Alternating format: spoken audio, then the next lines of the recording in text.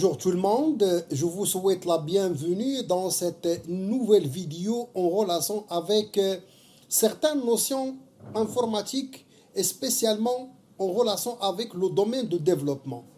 Vous savez, pour comprendre actuellement le domaine de production des logiciels ou bien le domaine de la programmation informatique, ça demande ou bien ça implique de commencer d'abord par la maîtrise de certaines notions importantes. Et dans ce cadre, j'ai essayé dès le départ de partager avec vous un ensemble de vocabulaire ou bien un ensemble de concepts qui permettent aux étudiants ou bien aux spectateurs qui veulent comprendre en détail ce domaine de maîtriser d'abord ces notions. Et comme vous savez, j'ai commencé au début par expliquer la notion de API ou bien Application Programming Interface. Et après, j'ai expliqué aussi une notion aussi très importante. Il s'agit de la notion des cookies ou bien des cookies, ou bien, pardon, d'un cookie. Après, j'ai expliqué la dernière fois, bien dans la dernière vidéo, la notion d'un modèle de programmation, bien d'un modèle de conception des applications, et j'ai donné comme exemple le modèle MVC pour vous dire que pour concevoir une application informatique, c'est souvent, il faut normalement suivre un modèle pour rendre l'application plus efficace et plus importante. Aujourd'hui, c'est toujours dans le cadre de ces concepts clés de développement informatique, la vidéo est très importante. Et il s'agit aujourd'hui de la notion framework en anglais, ou bien ce qu'on appelle en français cadre de travail, sachant que souvent, même en français, on prononce le mot toujours en anglais, ça veut dire on utilise le mot framework. Restez avec moi pour comprendre cette notion importante et je vous souhaite une autre fois la bienvenue. Avant de commencer l'explication, permettez-moi d'abord de démarrer par l'idée derrière cette notion de framework. Et donc l'idée c'est que parfois par, disons, manque de compétences ou bien par manque de temps, vous n'avez pas l'envie de programmer ou bien de coder une application ou bien un programme de A à Z ou bien de perdre le temps à tout programmer. Alors si c'était le cas, pourquoi vous fatiguer à le faire alors ce qui est déjà tout fait? Donc ce qui fait c'est que les frameworks vous aident à simplifier la programmation ou bien le développement d'une application informatique et on va voir en détail c'est quoi ce monde de framework. Commençons d'abord par expliquer cette notion de framework ou bien qu'est-ce que c'est qu'un framework.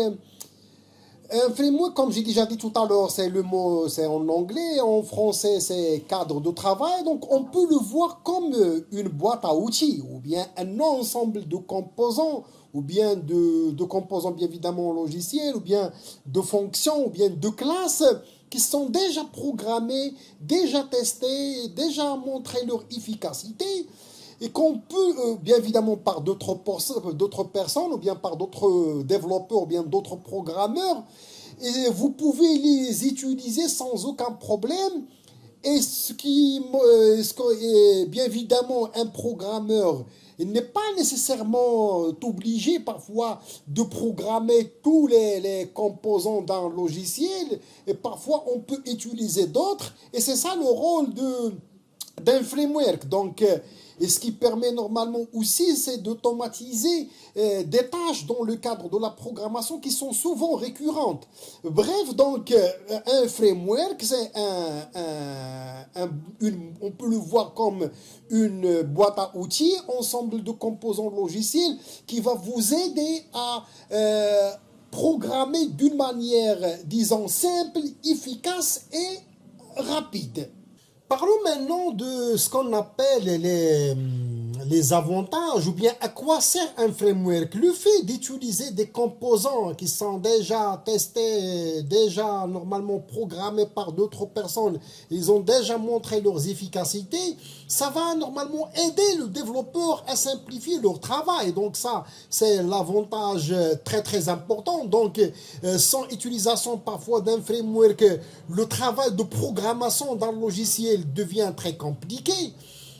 Parfois, on peut réutiliser des programmes qui sont complexes et sont difficiles à déprogrammer comme des codes simples. Et le fait que ces programmes-là, qui sont déjà programmés par d'autres et sont déjà normalement optimisés, donc vous, il suffit de les réintégrer dans votre logiciel. Et cette réintégration, bien évidemment, ça serait normalement d'une manière simple et de manière à ne jamais normalement commencer à zéro la programmation de certains composants. Et ce qui est aussi important, le fait de réutiliser des composants, ou bien des fonctions, ou bien des classes, ça va bien évidemment vous gagner le temps. Au lieu de programmer le tout, donc vous allez normalement gagner le temps, gagner l'énergie. Et en même temps la productivité et même l'argent parfois. Parfois on aura besoin pour programmer assez de code, de recruter plusieurs programmeurs. Et le fait d'utiliser un framework là, ça va nous aider normalement à limiter le nombre de programmeurs ou bien le nombre d'intervenants dans le cadre d'un projet de développement. Bref, donc le fait d'utiliser un framework, on peut gagner assez d'avantages. Dans le domaine de la programmation, il existe actuellement plusieurs ou bien différents types de frameworks. Et ce qu'il faut comprendre, c'est que les frameworks ne répondent pas aux mêmes besoins. Ça veut dire, comme vous savez, pour développer une application ou bien un logiciel informatique, il y a plusieurs couches ou bien plusieurs parties dans le cycle de développement d'une application.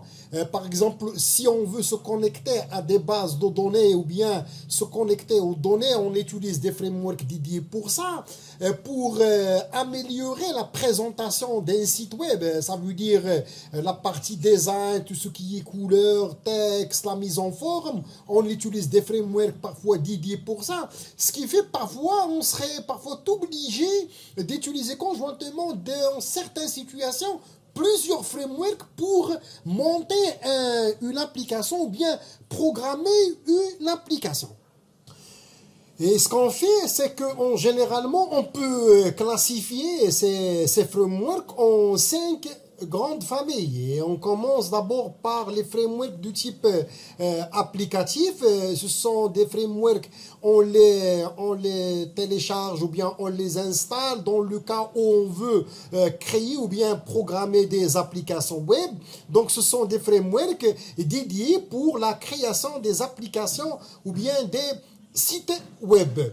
Il y a également, c'est ce qu'on appelle les frameworks présentateurs de contenu web. Et à chaque fois, si vous voulez normalement créer de très bonnes pages web côté design et côté présentation, il est souvent parfois conseillé d'utiliser des frameworks du type présentateur. Et ça vous permet de créer normalement une couche front ou bien une partie présentation de contenu d'une manière très bien et très normalement efficace. Et on peut citer à titre d'exemple comme framework du type présentateur de contenu web le fameux Bootstrap. Parfois il y a au moment d'exécution ou bien d'utilisation des applications, on s'intéresse toujours à sauvegarder et à gérer, c'est ce qu'on appelle les messages log ou bien l'historique pendant l'exécution de l'application. Il y a actuellement des frameworks qui permettent d'enregistrer les messages émis par une application. Et le fait d'enregistrer, d'analyser, de traiter les messages ou bien ce qu'on appelle souvent les logs, ça joue un rôle très important pour comprendre ce qui se passe derrière l'exécution de l'application. À titre d'exemple, on veut enregistrer et traiter les messages d'erreur, on veut enregistrer et traiter par exemple tout ce qui concerne la connexion ou bien la relation de logiciel avec les utilisateurs, combien de personnes ils sont connectées, à quelle heure ils sont connectés, qui est connecté à quelle heure. Donc parfois il est très important de gérer tout ce qui est en relation avec l'historique ou bien les logs. Ce qui fait, il y a actuellement des frameworks dédiés qui vont vous aider à gérer les fichiers ou bien les messages logs. Il y a également les frameworks de type persistant. Ce qui fait, c'est que souvent, on aura besoin, comme j'ai déjà dit au début, besoin de se connecter aux bases de données ou bien de créer une interface entre l'application et les bases de données, soit pour enregistrer les données dans la base ou bien pour chercher, supprimer ou bien modifier les données dans une base de données. Et pour faciliter l'accès d'une application aux bases de données, on utilise souvent des frameworks du type persistant. Bref, donc normalement ces frameworks-là, généralement on peut les classifier en 5 grandes familles. Et selon ce que vous voulez normalement utiliser comme de framework, ou bien selon la couche de développement ou bien le besoin, on essaie de choisir le bon framework au bon pour l'appliquer aux couches demandées. Actuellement, dans le marché informatique, il existe plusieurs frameworks et on a vu tout à l'heure qu'on a pu maintenant classifier ces frameworks en 5 classes. Maintenant, l'autre question, c'est comment choisir un framework ou bien quels sont les critères du choix. Généralement, avant de parler sur ces critères-là, il faut comprendre que les frameworks nous obligent à apprendre à l'utiliser. Donc, il faut d'abord apprendre à l'utiliser, savoir comment l'installer, quelles sont les techniques d'utilisation de ce framework. Donc, il y a actuellement assez de frameworks dans le marché informatique. Et le choix d'un framework commence d'abord par apprendre à l'utiliser. Et la phase d'apprentissage, ça peut être plus ou moins longue en fonction du framework. Et par exemple, apprendre le framework Bootstrap qui permet la mise en page des pages web, c'est pas comme par exemple un autre framework comme Symfony ou bien autre. Généralement, pour choisir un framework, il faut se baser sur 3 critères. Il y a d'abord la stabilité. Il faut que le framework doit être stable. Et la stabilité, c'est très très importante comme critère. Donc, il est possible de se baser vraiment sur certaines bases avant de trouver celui qui vous correspond le mieux. Mais parmi ces critères-là, c'est la stabilité. Il y a aussi la popularité. La popularité, c'est-à-dire il faut normalement choisir un framework qui est très connu. Et le fait de choisir un framework très connu, ça veut dire qu'il sera apprécié. Plus que vous aurez de chances que suite à une mise à jour, le framework ne plante pas. Il faut aussi que vous puissiez compter sur le framework en question pour les prochaines années. Et si vous souhaitez garder vos petites habitudes personnelles un maximum de temps tout en restant performant. Donc, ce qui fait, il faut généralement choisir un framework qui est assez utilisé par les développeurs. L'autre point, c'est l'accessibilité. Et l'accessibilité, c'est effectivement lié aux deux autres critères cités plus haut. On parle ici de l'accessibilité, c'est-à-dire la facilité d'apprentissage des outils logiciels de framework. Et sachant que vos capacités d'apprentissage ne seront pas les mêmes si vous êtes débutant en développement informatique. Voilà, on est arrivé maintenant à la fin de cette vidéo en relation avec ces notions dans le domaine du développement et spécialement la notion framework. Merci de votre attention, abonnez-vous et je vous donnerai rendez-vous la prochaine fois avec une autre vidéo, autre information et merci beaucoup de votre attention. À bientôt.